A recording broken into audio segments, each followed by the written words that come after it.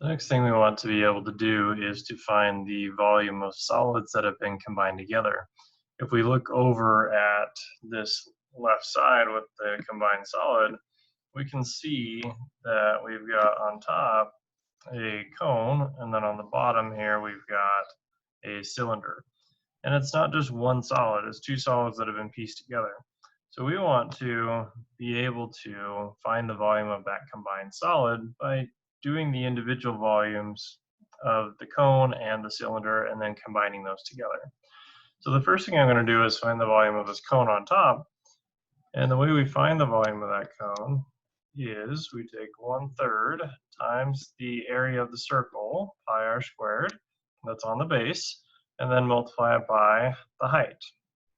So in order to do that, we need to know what is the radius, what is the height.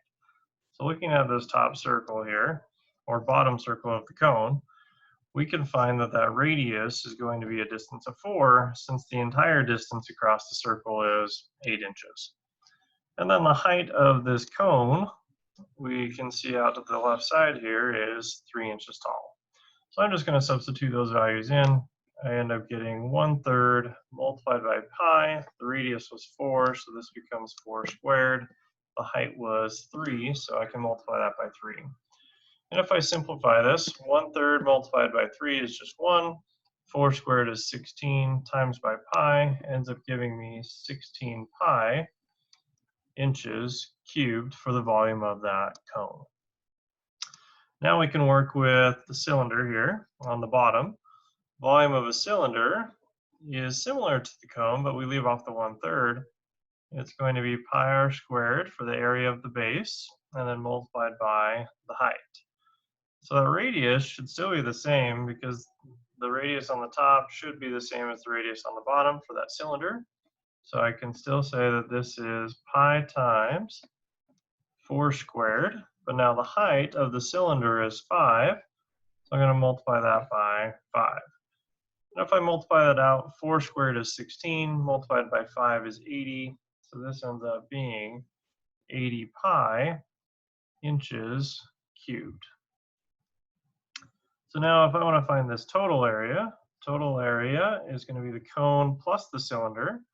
So I take that 16 pi, add that to the 80 pi we just found, and then that would equal a total of 96 pi inches cubed. Now we may not want that as 96 pi. We can change that to our decimal version, which would be 301.6 inches cubed. So looking at that, we found the volume of the cone, which was the 16 pi, found the volume of the cylinder, which was 80 pi, and then we combined the two of those together, the 16 and 80 pi, got 96 pi, which could be our answer. Or we could change that to a decimal just by putting that in the calculator, and I end up getting 301.6 inches cubed for the total volume.